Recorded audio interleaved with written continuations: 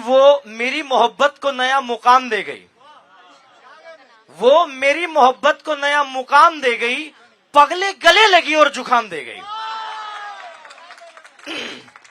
वो मेरी मोहब्बत को नया मुकाम दे गई, पगली गले लगी और जुकाम दे गई। और मैं ठीक होता भी तो कैसे होता, मैं ठीक होता भी तो कैसे होता, वो चुराकर जेब से बाम ले गई। मैं आपको बता दूं, लड़के और लड़की के प्यार में ना फर्क होता है। जब आप रिलेशनशिप में होते हो ना, तो लड़का होता है किसी भी रिलेशनशिप का गजनी, वो हर डेट भूल जाता है, उसे कुछ याद नहीं रहता।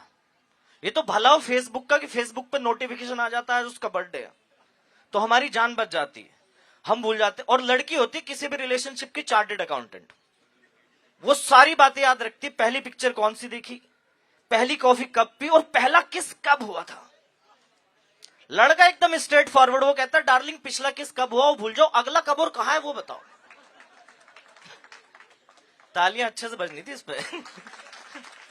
और जैसे ब्रेकअप हुआ ना प्यार में, लड़का हो जाता है वो वाली कार जिसके सिर्फ बैक गियर लगते, डार्लिंग सुन तो लो, अरे डार्लिंग हम वहां मिले थे। और लड़की हो जाती है वो वाला मोबाइल जो फॉर्मेट हो चुका है, उसका सारा डेटा डिलीट। फिर आप उसे याद दिलाते रहो कि डार्लिंग हम ये मिले थे, वो कहती नहीं, मेमोरी डिलीट होगी तो चला जा। तो ये ब्रेकअप की बात है। खैर, मैं अपने बारे में थोड़ा बता दूं, मेरा नाम विभोर चौधरी है और मैं मुजफ्फरनगर से हूं। ऊपर से मैं जाट हूं, हालांकि मेरी सेहत देख के लगता नहीं, क्योंकि दिल्ली वालों की नजर में तो जाट वही हट्टा कट्टा होना चाहिए, 6 फीटा होना चाहिए। तो मैं आपको बता दूं, जाटों के बच्चों में भी कुपोषण हो जाता है, मैं उसी कुपोषण का शिकार हूं। तो हम क्या चौधरी हैं, हमें हमेशा अपनी बात ऊंची रखने की आदत है। मेरे पिताजी के 2 दोस्त घर आए, एक ने कहा मेरा 5 लाख का टॉयलेट है, बोले अच्छा। दूसरे ने कहा मेरा 10 लाख का टॉयलेट है। पिताजी ने कहा यार बात चौधराट वाली करनी, ऊंची बात करनी। पिताजी ने कहा मेरा 50 लाख का है। बोले ये 50 लाख का? बोले हाँ, खेत में जाता हूं।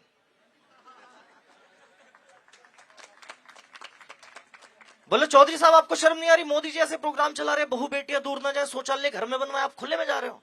पिताजी ने कहा खुला नहीं है भाई, खेत कवर है। बोले कवर है मतलब? बोला हाँ, गन्ने के खेत में जाता हूं। तो पिताजी का ये चल रहा है। दिल्ली ऑटो में सबने सफर करा ही होगा यहाँ, है ना, सब दिल्ली वाले।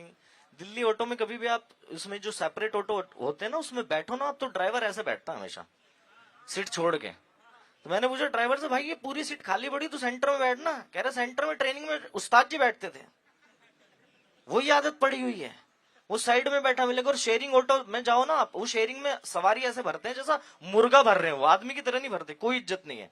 एक दिन मुझे ड्राइवर ने कहा बैठ जाओ, तो मुझे ड्राइवर सीट पे बैठा दिया, अपने आप खड़ा हो गया। मैंने कहा भाई तू कहां बैठेगा? बोले तू इसे लेके चल, मैं दूसरे में आ रहा। हाँ, तो मुझे ड्राइवर की सीट मैं ड्राइवर की सीट पे बैठा, और ड्राइवर बैठता एकदम कोने में रिलैक्स हो गया, एकदम बाहर से चलाता है वो। तो इसी चक्कर में मेरा चालान कटा हुआ।